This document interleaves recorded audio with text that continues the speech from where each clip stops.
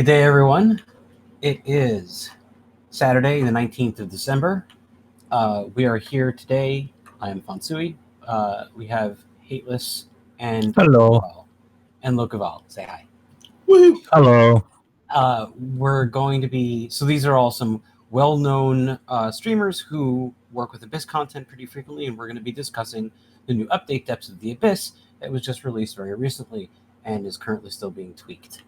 So first, I'm going to be quick and run down the specific changes that were made, and then we're going to open up the floor and discuss what that means. So we'll start with the patch notes. I believe we've got that up on screen. So I'll just burn that down real quick.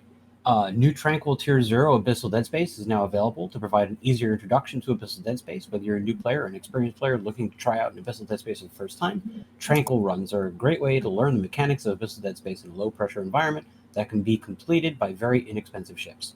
Tranquil Abyssal Filaments can be obtained through the new player gifts, exploration sites, and in Tier 0 and Tier 1 Abyssal Dead Space. So they've added a new training tier, because Tier 1 still kind of actually killed you a lot. New Cataclysmic Tier 6 Abyssal Dead Space is now available to provide an extreme challenge for elite pilots. Cataclysmic Abyssal Dead Space is perfect for pilots who have mastered all other tiers of the Abyss and are looking for a new challenge to overcome. Cataclysmic Abyssal Dead Space provides even greater rewards than Chaotic Abyssal Dead Space, which is Tier 5, including being the exclusive source for the new Capital module Mutaplasmids. Cataclysmic Abyssal Filaments can be obtained from Tier 5 Abyssal Dead Space. A new 2-pilot destroyer mode is now available for all tiers of Abyssal Dead Space. This mode allows entry by up to 2 pilots flying Tech 1, Tech 2, and or Tech 3 destroyers, and requires 2 Abyssal Filaments for entry. So we saw this with frigates. First we had cruisers, then they added frigates, and they allowed us to bring up to 3. It cost 3 filaments to enter, and all of the loot cans rolled 3 times and gave us 3 amounts of loot. Some people bring all of those 3 ships themselves. Some people just bring 1 and take all of the loot. But that was added, and now they have added destroyers in the same way, where it costs 2 filaments to enter, the loot cans roll twice, 1 player can bring 1 ship and just try to do it alone, or 1 player can bring 2 ships, or 2 players can fly together. New groups of enemies can be found in all tiers of Abyssal Dead Space. These new opponents include new varieties of Triglavians, pirate faction expeditions into the Abyss, and even shadowy Concords strike teams who will attack any intruders on sight. So these describe the new spawn groups that can show up. Since you jump into an Abyssal Dead Space site, you get 3 rooms that you have to clear. Each of those 3 rooms has a specific set of NPCs in it.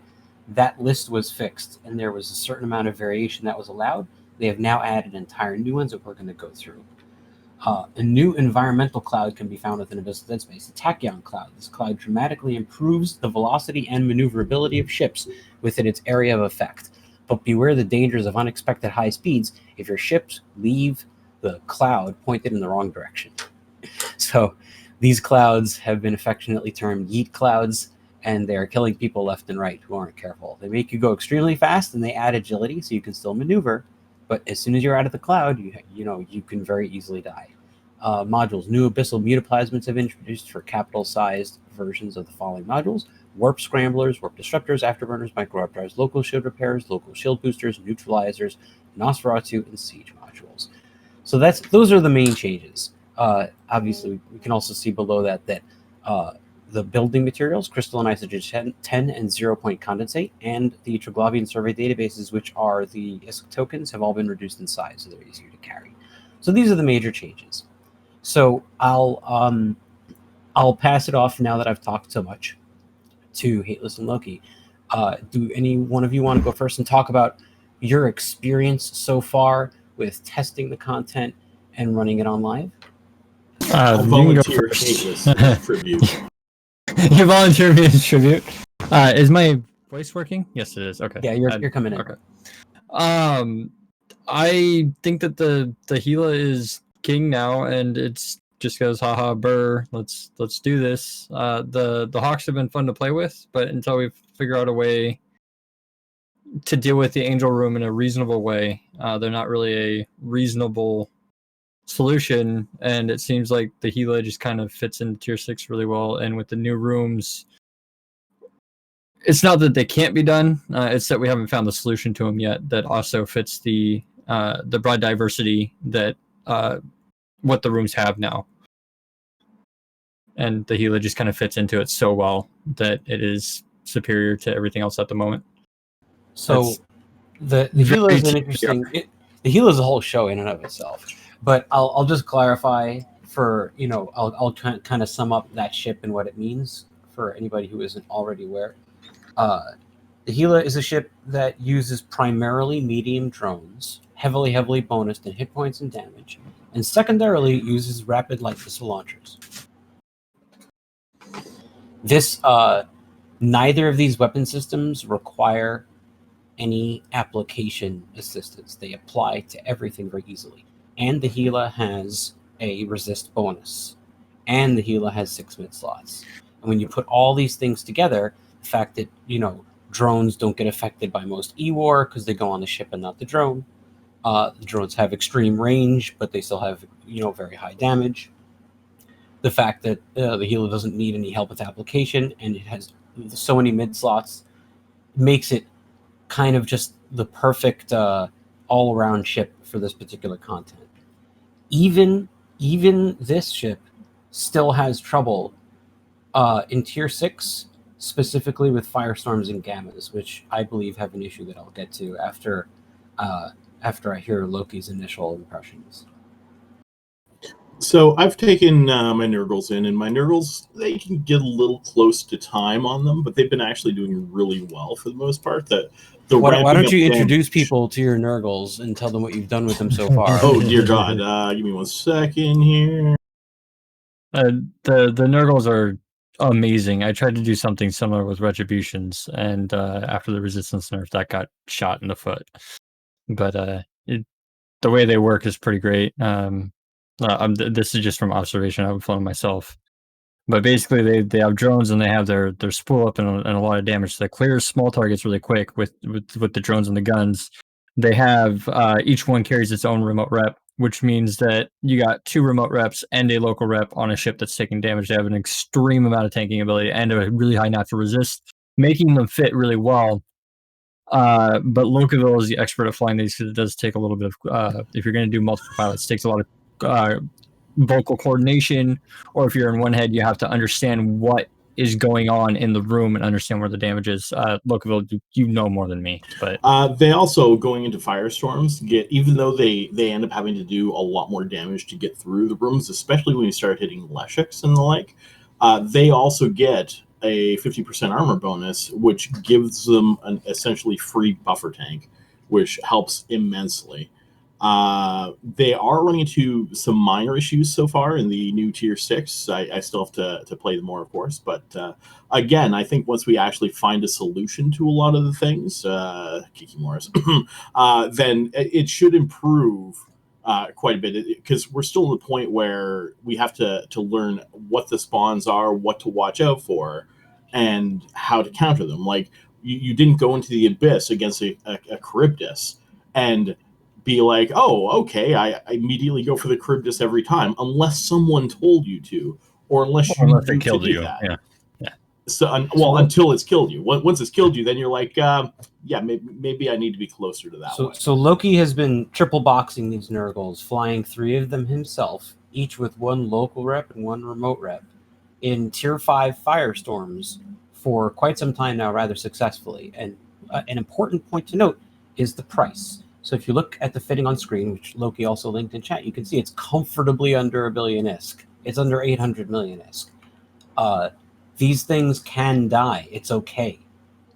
He doesn't go for 100% for a guaranteed win every time, like you have to do with a cruiser, essentially, if you put a lot of bling into it. By the time they die, they have made 100 billion ISK. It's really, really comfortable. You'll lose one once in a while, but even when you do lose one, there's a fair chance that you're still going to get the loot off of it and get it out anyway. Yeah. They're good and they're cheap. I mean, it's weird saying 700 million ISK is cheap, but yeah, they're good and they're cheap. For tier 5, tier 6 abyssals, 3 of them work out. Yeah, handle it's issues. so when you look at the investment into an abyssal setup, whether it is intended to die sometimes or not, what you're looking at is how much you're dragging out, before that thing dies or whatever.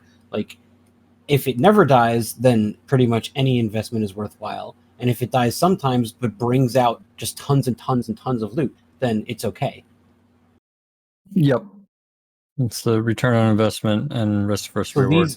This meta was pretty well settled. So the meta for frigates in tier 5 was not very broad. There were only a couple of choices. Not even every weather had been, like, quote unquote solved, but the firestorms and the darks were pretty well covered by Nurgles and Hawks. But that has changed now. Firstly, they don't necessarily go to tier 6 quite as easily or at all. And secondly, other tiers were changed since the new NPC spawns can show up in all tiers, just like every other NPC spawn. So how has that impacted, the Hawks and the Nurgles, to your guys' knowledge?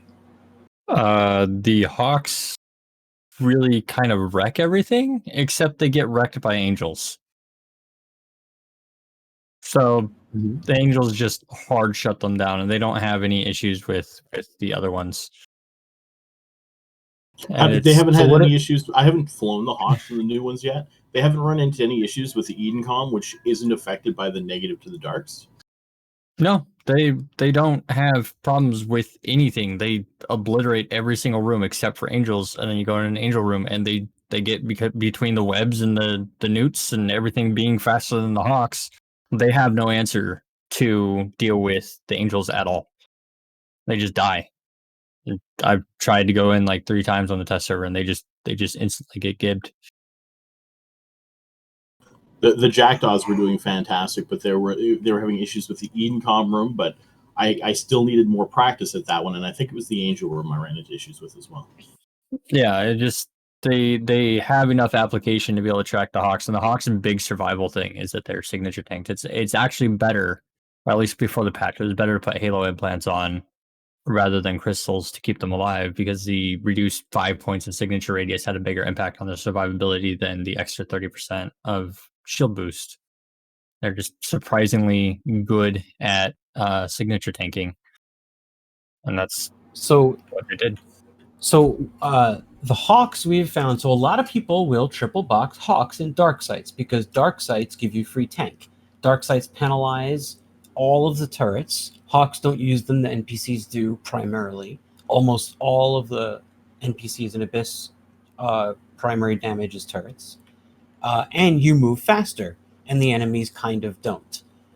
When the enemies are orbiting you, they move normal speed. Their maximum is bonus, just like yours, but they usually don't go their maximum. So your maximum is bonus, so you're harder to hit. Their turrets are penalized, so you're harder to hit. So you have all the benefits stacked in your favor. So the Dark Hawks, the Dark Hawks have been doing very well in dark sites in tier 5. But now these angel spawns have thrown a wrench in that. So in your experience, Hateless, because you've been trying this out, what has happened in the angel rooms? About the time you get everything locked up, they've already got all their EOR on you, and they slow you down enough that they can actually apply, and they just tear the ships apart. They just straight up tear them apart. So I've experienced this as well. I'm going to put a little infographic in the channel in a second. I know that you're working on something. I don't know if you want to talk about it. Yeah, I'll describe it in general because of, it's kind of what I'm working on. So I just put an infographic in the podcast channel for Matterall to bring up. So I put a little table which shows the angel damage output. And we can see, the volley, the per second, the damage types, where it all comes from. It looks as if the problematic damage is EN.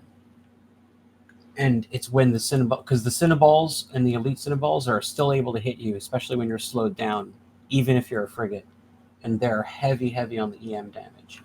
So you can see they volley, the Cinnaballs volley for just under 500, and the elites volley for 550. The other guys have excellent tracking and they're very fast. And as you said, they're on you immediately. These things go 3,000 to 5,000 meters per second. That's without the tachyon clouds. They're really mean.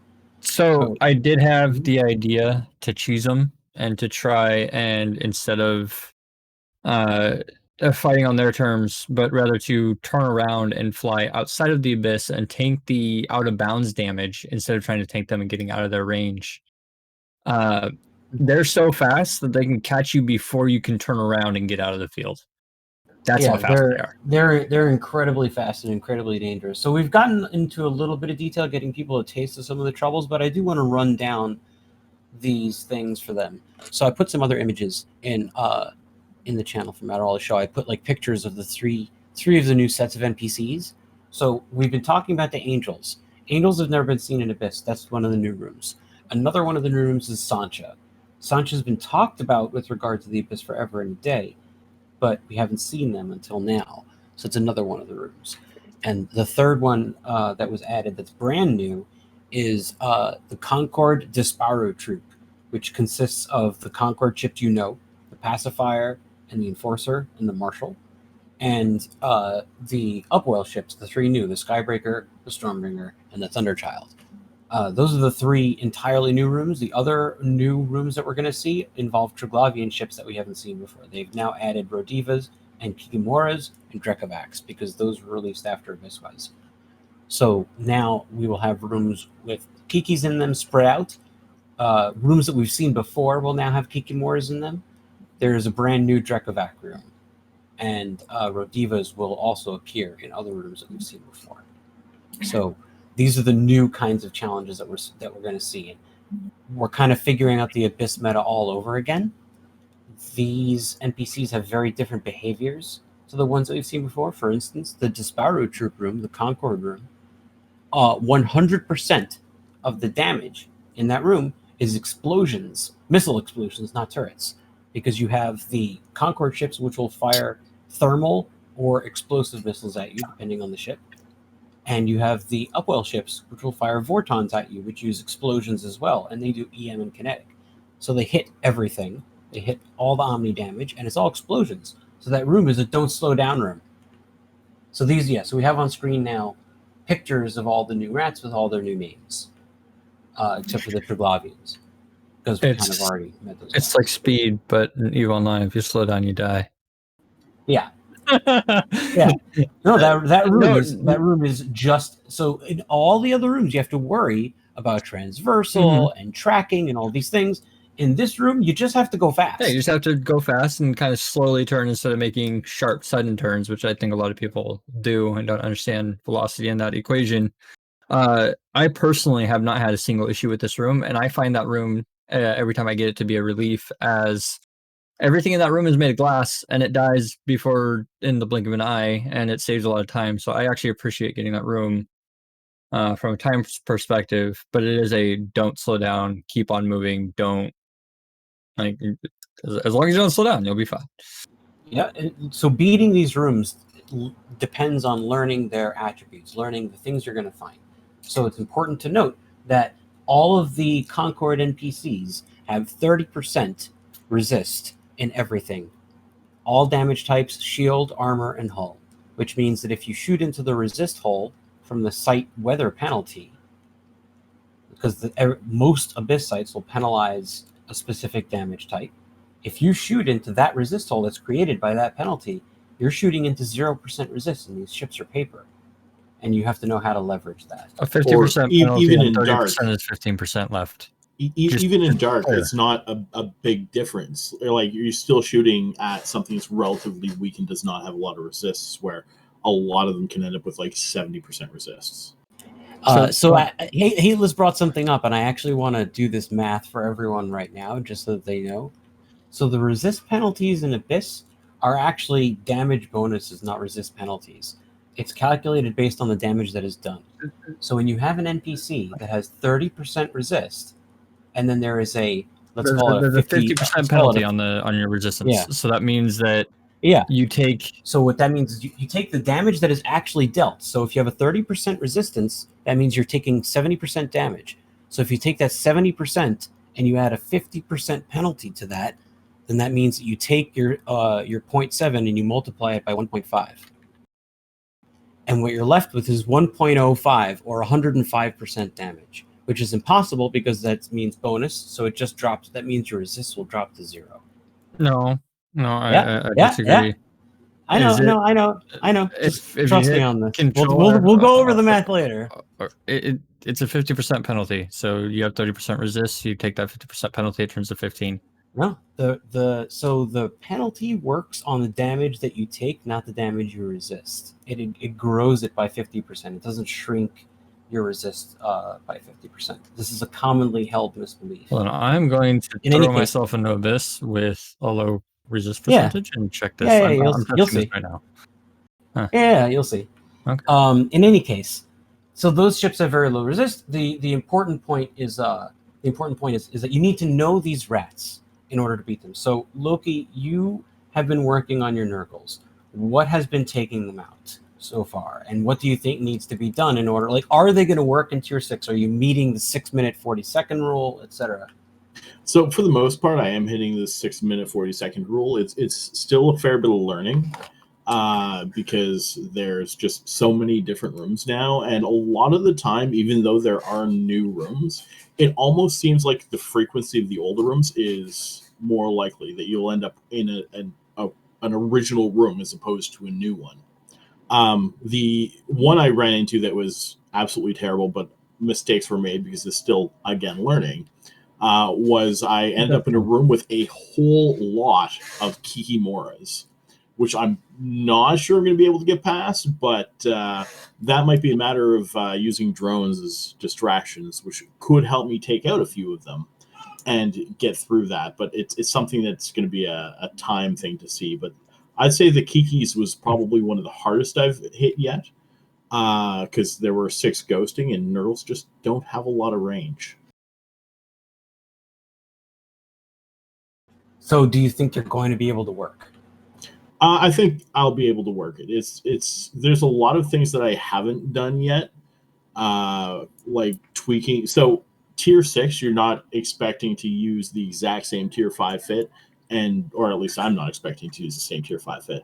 I'm not expecting to be able to use my 700 million Nurgle to consistently do tier 6s all the time. However, there's a lot of things that I still haven't done to upgrade them because I've been using an inexpensive Nurgle. So I can still roll the small armor repairs. I can still roll the cap batteries, and those are not expensive things for me to change. So do you think that you'll be able to keep it to a reasonable, like when one of them dies, it doesn't just like eat all of your profits? I think so. I think it'll just be a little bit of learning, and then at some point in time, I'll probably just start steamrolling them again. So my whole thing. So I know that you guys have been focusing on frigates. My whole thing has been cruisers. Like, I like the stability and dependability and reliability of a cruiser. I like the fact that you can expect to 100% it.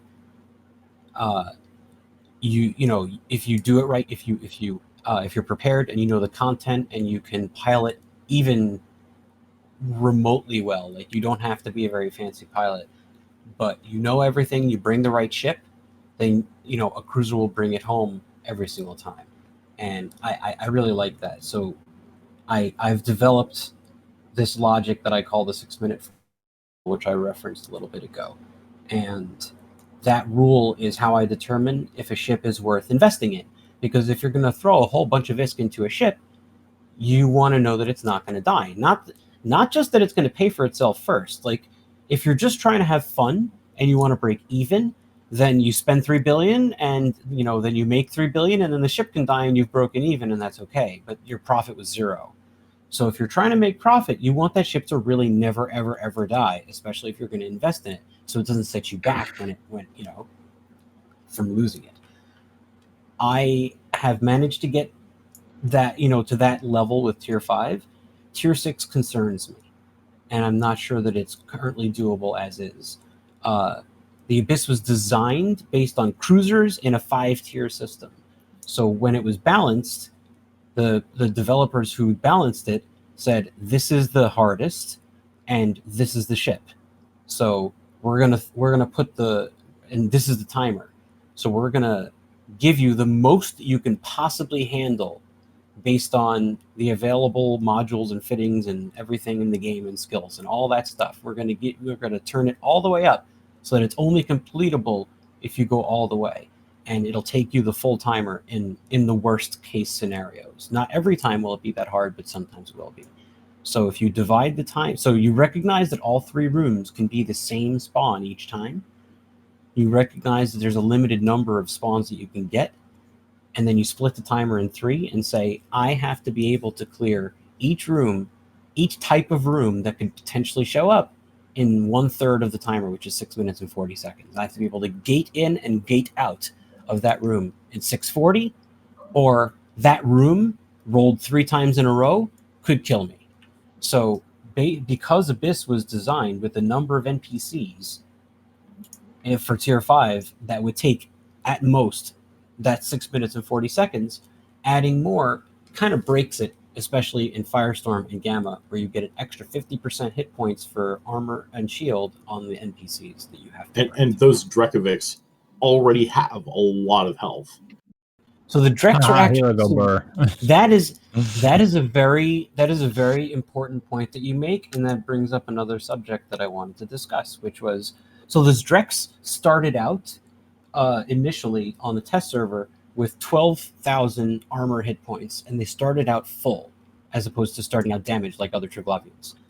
That was a lot, and before it was released, before the Drex were released, or shortly after, like a day after, they were given 6,500 max armor, and they start with 3,500 instead of starting with 12. So that piece of feedback, that change, was taken directly from the community, because Team Raw, the developer team that is building this content, has been extremely dialed in with the community. They've been watching Discord, and they've been watching forums and Reddit, and I can say that every single one of the tweaks that has gone in and the balance changes has been like due to discussions between the developers and the community. And it's really I'd like to point out in Firestorms that they pretty well have full armor with a 50% bonus. Yeah, it's nasty. Mm-hmm. So I'm very, very pleased. Like we've kept a running bullet point list of all of the balance issues and feedback items that we've been getting in the Discord, and Fozzie and Signal and Deadlift and all those guys that work on this team. They have been very present and very involved, and it's very rewarding to see.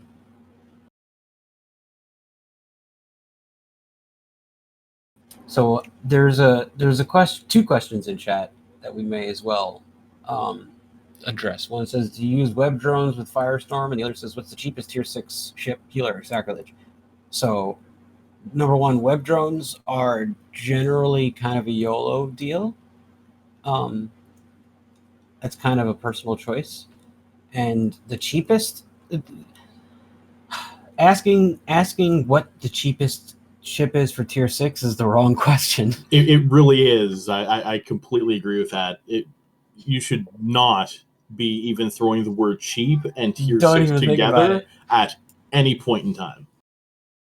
So just to put that into perspective, tier 6 was designed to potentially, in the case of cruisers, not be able to be consistently completed without abyssal rolled mods. Like the balance point that may have been chosen was abyss rolled mods, high grade implants, and pre-rolled drugs and max skills. And of course, when we say abyss rolled mods, we mean good abyss rolled mods. So we're talking mods that individually can be worth billion plus. Yeah, anywhere from 500 million for the cheapest ones, like your damage mods, and up to like, I don't know, 3, 4, 5 billion for reppers and things of that sort.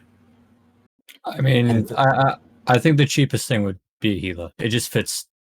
It's so glovey into it. Like it, putting a hand into the glove, it just fits. And its rolls are so well suited for it that it just does so well, and it's easy to do, and you can start cheap. And I mean, I hate to say it, but 6 billion is just pretty cheap for doing tier 6. Yeah, that's pretty much what it comes down to. So right now, I personally feel that Firestorm and Gamma are mathematically broken.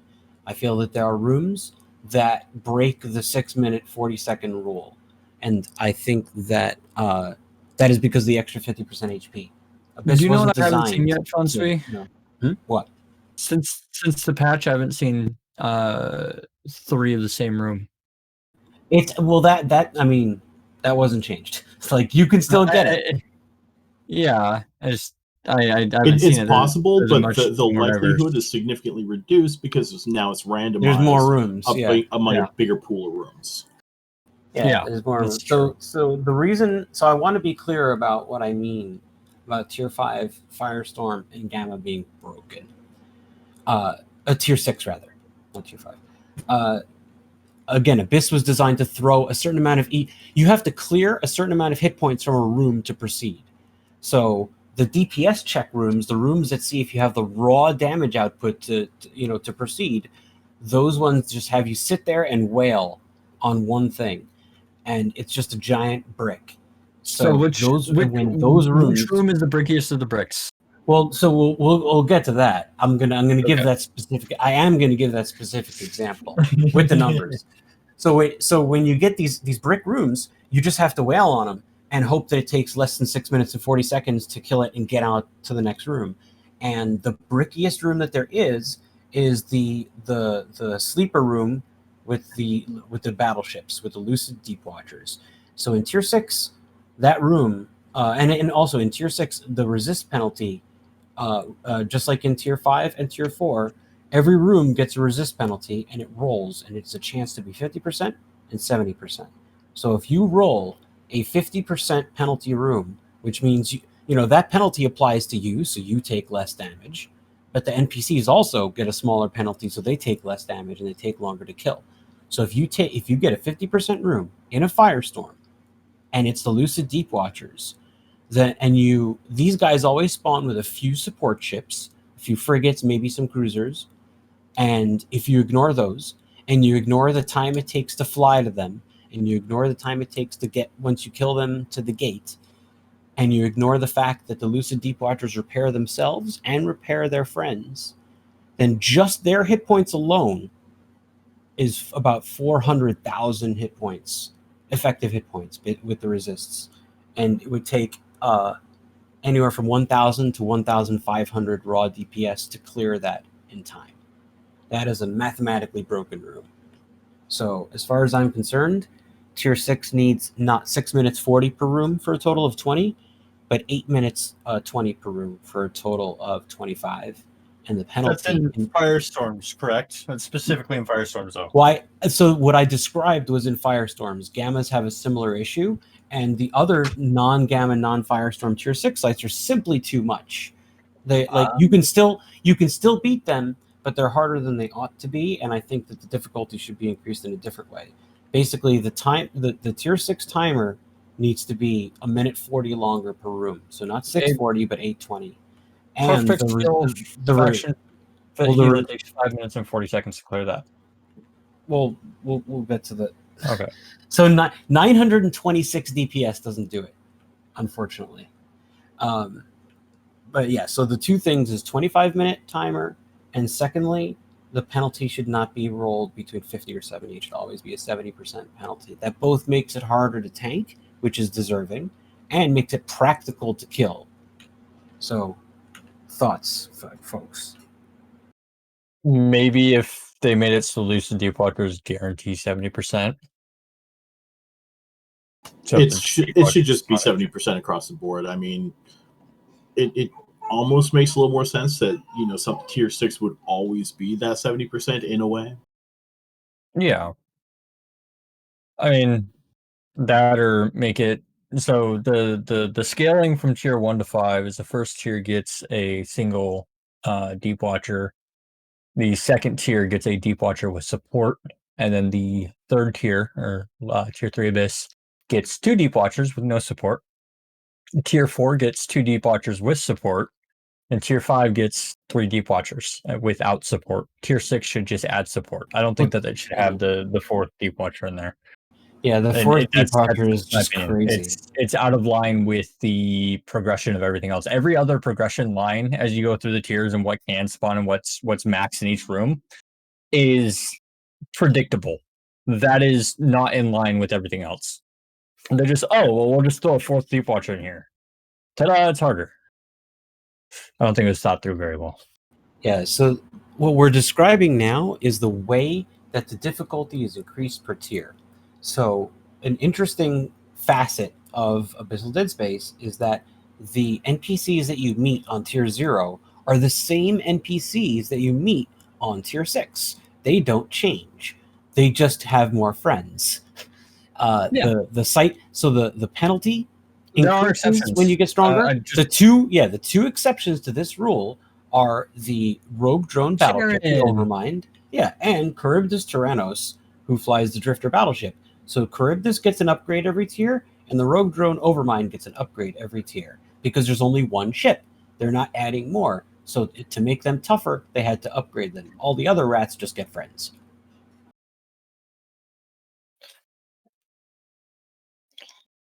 Yeah. So right now we're looking at tier 6 being reliably completable in exotics and electricals in a Gila, and several other hulls as well. But the list is extremely short. So as far as destroyers and frigates, it's kind of all up in the air. I'm really not sure if anything is going to be able to do tier 6 reliably. I think the one person in chat was mentioning the Jogger, and I haven't really considered it yet, but the Jogger also has command bursts, which might be really effective. Or if not command bursts, you have two remote reps. You could command burst. There's a few combinations that could be fun with that. So I've looked at the command destroyers, and I don't think that they're going to make it past tier 4. If you ask me, I don't see it happening. I see potentially Jackdaw and Confessor making it to tier 5 or 6. Maybe. Confessor just lacks DPS. I'm trying to put one together the other day.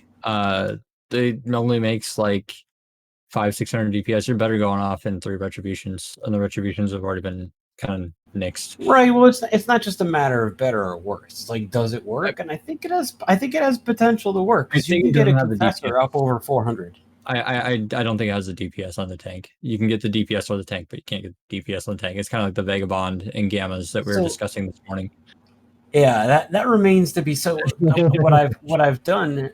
So what I've done is I've built a pair of duo confessors that have yet to be tested that have both 2 local and 2 remote reps. So the reps are extremely strong, and they do a little over 400 DPS apiece. So we're talking well over 800 DPS total, and the reps to survive. So I think it might be able to make it for tier 5, not tier 6.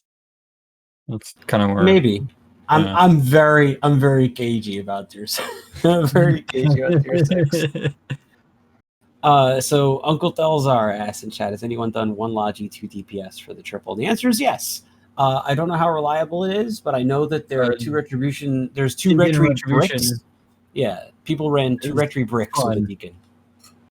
I think 3 retributions is better, but the Deacon 2 retribution is a fantastically fun thing to fly, and I just think that with the resistance nerf, it really makes a Deacon struggle to keep itself alive, and that would mean that you have to put remote reps on the 2 retributions that are supposed to only need remote reps to keep the Deacon alive.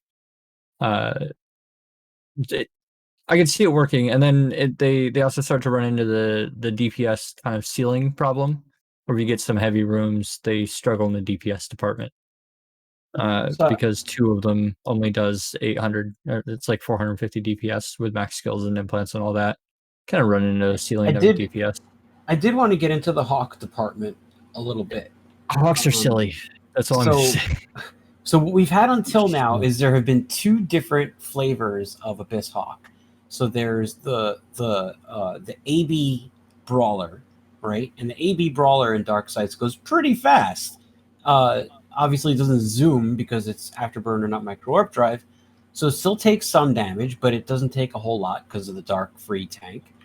And it does really good because light missiles do, good damage in Abyss. Yep. In Dark. 95 to 100% survival rate, depending on piloting. The only time I've ever lost them before the patch, I haven't flown them since the patch because of the angels. I'm too afraid to take them into Abyss. But before the patch, the only time that they died is when my cat unplugged the router and when I did something stupid or greedy. So Which would that's how they count, die. but we don't count. Right? Yeah. So what Hateless is describing is the fact that the Hawks can be like pretty much 100% effective, survival rate. You lose one very, very infrequently, so infrequently that the money you're bringing in is just huge. The other flavor dies more often, but costs They're much less. so much fun. You can fit them for like 80 million ISK, and they did tier 5, and it's like So why don't you tell people about the cheese hawks? These are because Loki does the hook bills and you did the hawk, so you can. I did. I think I did hawks. Did I do hawks at one point? I think I did. I can't remember now. It's been a while, but they were just so much fun to fly around. And actually, if you think about it, if they're 80 million. If you got a bad spawn, what do you really care? You're losing 240 million. You can reset and you don't care. If you get 3 okay rooms, which is fairly often you will, then you're still going to wreck it and get more than that in one set of tier 6. That could be fun. Yeah. The only problem is because you viewed them as disposable. You didn't want to put faction ballistics controls, and the DPS is rather low on them. They're 230 DPS instead of 280, and they get kind of close to the timer on pre-patch, post-patch with tier 6. I don't think that they're going to do tier 6, but they're very easily and disposable through tier 5, and it's just something fun to do. You're bored, throw a hawk at tier 5 Abyss, or get together with a couple friends and throw a couple hawks in there and see what you pull out. It's fun. They're easy to fly. It's simple to so what we're describing, the cheap hawks that we've been talking about are the micro warp drive versions, and they go in for disposable price. We're talking 50 to 200 million a piece. So your entire team is 150 to 600 million. You bring that much out in a couple of runs or one run, and you can just whelp them all day long and have another set ready to go and just keep going and keep making this, and it's really great. But that's the speed of hawks. They're funny. I linked them in chat. Yeah. So both of these concepts, the AB Brawler and the MWD Kiter, don't work anymore because of angels. The angels just blow them right out of the sky. So I have been working on something, and so frigates in the first place were bolt-on. Like Abyss was designed for cruisers. Then they were like, "Hey, why don't we just let them bring 3 frigates?" And it just worked because it just balanced itself out because of application, etc. It managed to be fairly balanced. But no one ever promised us that we'd be able to triple box high tier Abyss. 3 ships all ourselves, collect everything. So they weren't ready. They didn't hate it so much that they stopped us from doing it. But it's possible that these changes just make that impractical now. So I have been working on a build that allows Hawks to do high tier dark sites and beat angel rooms. And it works, and I've tested it out. But it's 7 buttons, a lot of heating, and a lot of things that have charges. And that is not triple box material. Know Loki and I are going to put these together and try them at some point. You know that, right? You're welcome to do it. That's the thing. I'm saying anyone who can triple box this is welcome to do it. My point is that when I designed it, I didn't keep in mind consideration cycles. There was no what the ship can do. I catered to performance as opposed to I'm going to be paying 1/3 or less of my attention to this ship. So it wasn't built for triple boxing. But if you could do it, then that's great. It's just got a whole lot of buttons. Yeah, well, if it works, but I guarantee you, Loki and I will probably learn how to do it because that's kind of what we enjoy doing. We're terrible like that sometimes. So the idea behind these is different than the other Hawks. These ones are supposed to be 100% ships. These ones are supposed to live every time and therefore get like insane investments. Yeah, I think it's going to be easier to fly than my invasion fleet. So with a similar amount of profit, which would incentivize me to fly it. Yeah, so people are making people. So Shivas is pointing out the angel's name. So the name of It's the angel the Lucifers pirate that are scary. are Lucifer. So there's angels in the abyss. So they've fallen, and now they're Lucifers. Get it. So all of them are called Lucifers. So this content seems very interesting.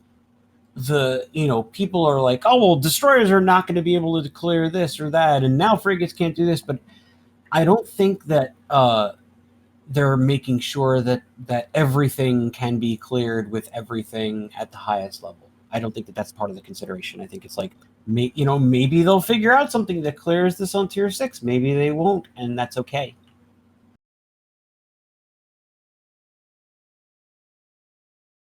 So, I mean, are you guys okay with that, or do you feel that it needs to be more accessible? So here's the thing, and it's hard to say yet because nobody's really.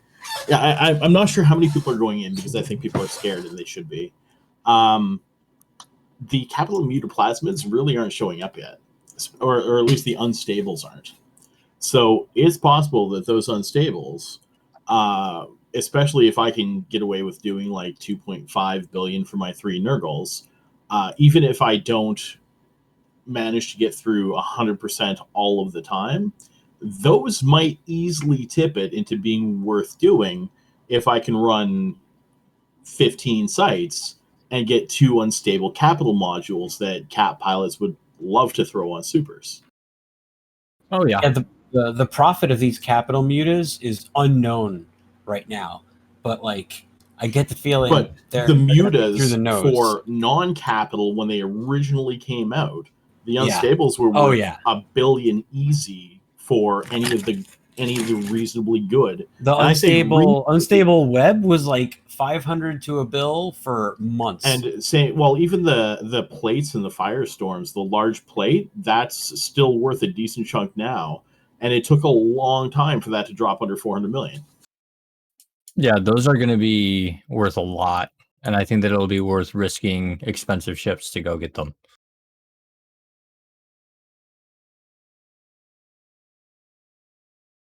I think that we're definitely gonna see a rise in the disposable meta. I think people have done tier 5 up until now, like intending to survive, and they know that sometimes they die or could. But I think the tier 6 is going to have a lot more YOLO in there. Like, maybe I can come out with something crazy.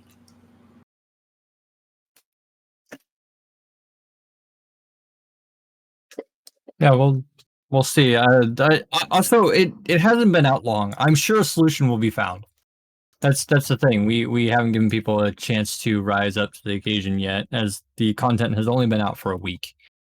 We have a whole new class of ships to try out and test out, and we have a bunch of ships. I'm sure that something will be fleshed out in the near future to do it. It's going to take a minute.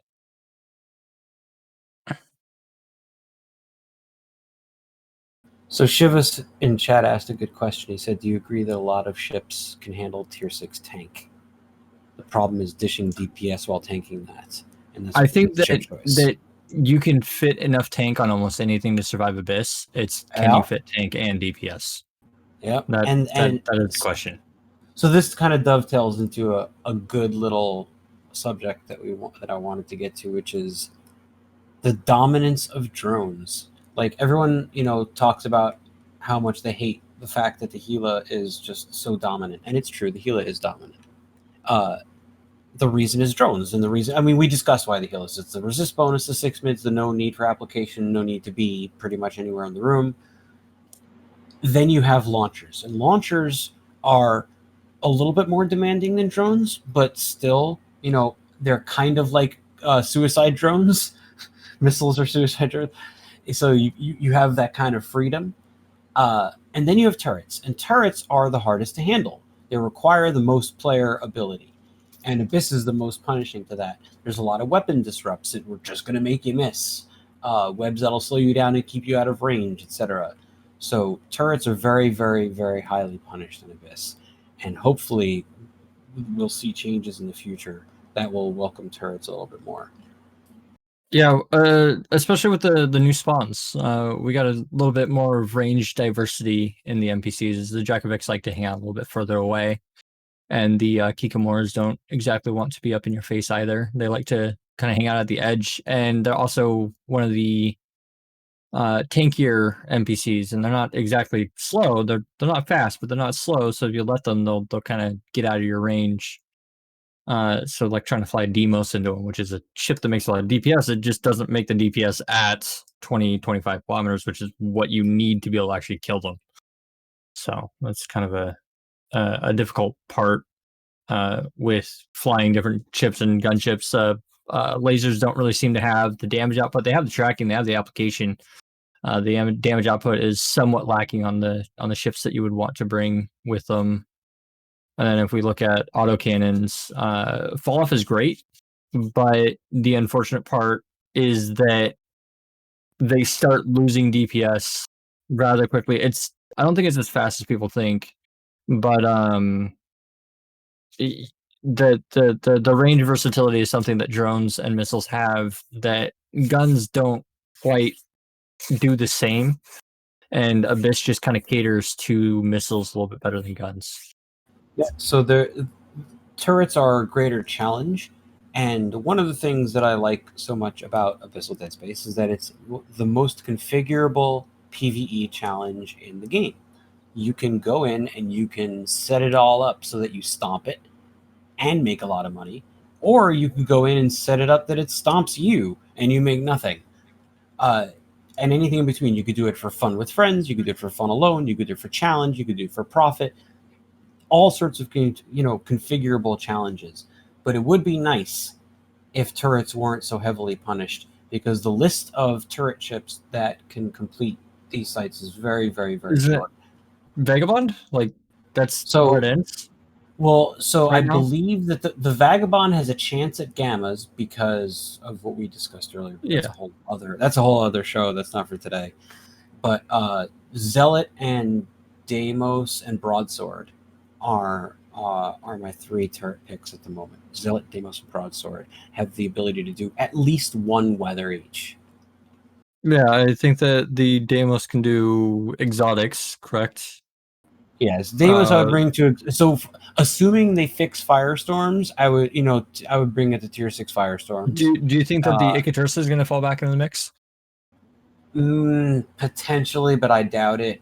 Ikatursa's average damage on anything smaller than a battleship is simply too low for the timer. I'm still really excited to see where destroyers go, because we haven't actually seen a lot of people running the destroyers yet. There's been a couple with Draugrs and a couple with I did Jackdaws. But they have a lot of potential, but they look like they have less damage, but a lot of them have a lot more range too. And being able to hit from further out means you're applying sooner too. Also, one thing to mention is that destroyers will have frigate tracking. They'll apply very well, which is really powerful. Yeah. So we're gonna try to get some last thoughts in before we wrap up. We're gonna try to do an hour show on this. I do want to answer that question in chat about Phantasm. So I get these kinds of questions all the time. So people who aren't particularly familiar with high tier Abyssal Dead Space will fall back on their favorite cruiser, which is very often a pirate cruiser, because pirate cruisers are super fun. Pirate cruisers have fun, fancy, unique bonuses that you don't find on other ships. And one of the best ones to run it in also happens to be a pirate cruiser.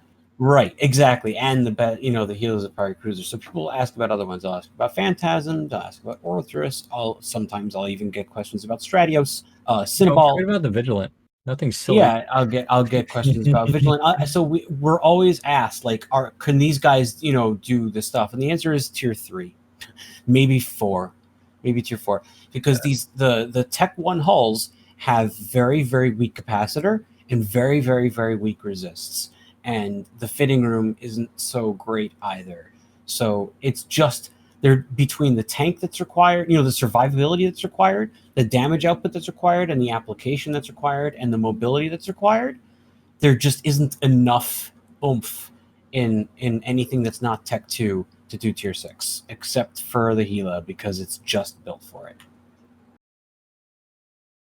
Yeah, don't take an Alpha in a Phantasm into Tier 3 Abyss. It's not going to go well. One of my favorite things, and I've talked to Fonsui about this before, is I'll have somebody who's watching my stream, and they're like, "Hey, I really want to do Abyss. What ship should I take?" And I'm like, "A Gila. Take a Gila."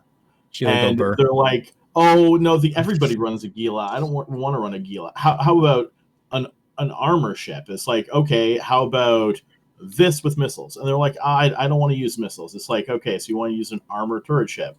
Go make whatever fit you want and run it, but it's never going to be as good as you running a Gila in most cases. Now, don't get me wrong, we're always learning and finding new things. It's not this is the only way to run it. You might find something that works that is not how we do it, and it might be fantastic. Yeah, the Gila is the answer if you want the most efficient way to make ISK in a cruiser in Abyss, but it's not the answer if you want fun. Yeah, that's one thing that I always try and stress is that if you're not having fun, you're doing it wrong. That's at the end of the day. That's so let's get a minute or two final thought from each of you two guys. Mine's really simple. Haha, Gila go burr. That's really all I got on this right now.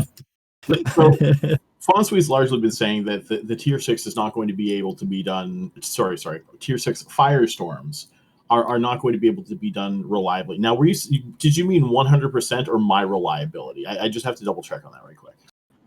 Not be able to be 100%ed, but okay, can it be so, in the black profit wise? Sure. Mine before this whole patch, I was about actually I can just go look it up on the other thing there on Abyssal Tracker. I'm about 99.8% successful on most of my runs. So there's that 0.2, which is going to go up, or rather, it'll get worse until I start figuring out these sites. But and it might stay a little bit worse. But I'm expecting to be able to still do that in Tier 6 Firestorms. It'll drop a little bit, but I'm pretty sure I can get it back to that point with a couple small upgrades. So instead of being 2.4 billion for the 3, it might be 2.7. And I'm pretty sure I can get that reliability back to it. It's just going to be that much more challenging. I'm excited to see what you come up with. My final thoughts. This is really exciting content. I hope this isn't the last update we see to Abyss. I'm very pleased with the community involvement and the effort and care that the devs have put in. And I have every confidence that whatever isn't balanced about it now will be sufficiently balanced by the time they take their hands off. I just want to add one other thing. We don't know how destroyers are fitting into this whole thing yet. And I am excited to see where destroyers go and what ends up happening with them. I'm excited to see something new in Abyss because destroyers sound like a lot of fun. Actually, with that, I still really want to play with the Jackdaws. I'm actually super excited about them. I was only having trouble with 2 rooms, and they were bashing through tier. I think it was 6 I was doing as well. They were bashing through tier 6 in really good times.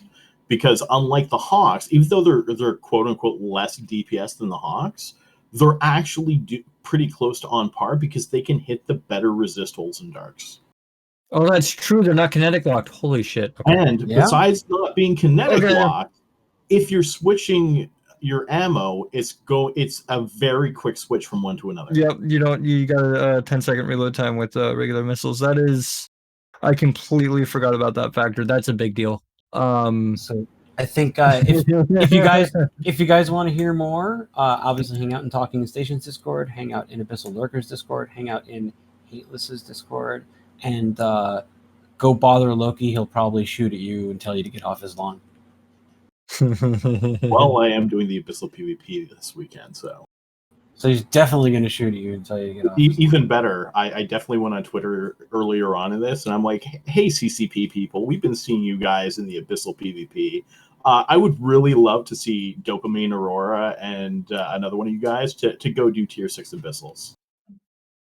So we're gonna yeah, I think that'd be a great idea. We're gonna sign off. We're gonna pass this raid. We're gonna pass this over. I think Matterall's gonna get us a raid going, and I just want to thank him for producing this for us and being here and being patient and giving us his time while we blather on about this nerdy shit. Thank you, Matterall.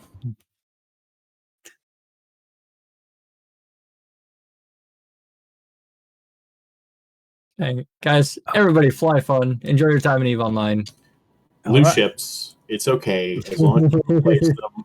Being as positive is important, but only so important that you're having fun in the game. If you're not having fun, then, I don't know, go get another job again. All right, great chat. Thank you guys very much. We'll see you tomorrow on Talking in Stations. I'm going to hang around for a few minutes in voice chat after the show. So anybody, if they had any other questions or whatever, feel free to. We don't have to stop talking just because the show's ending. All right, so that's the end. Here we go.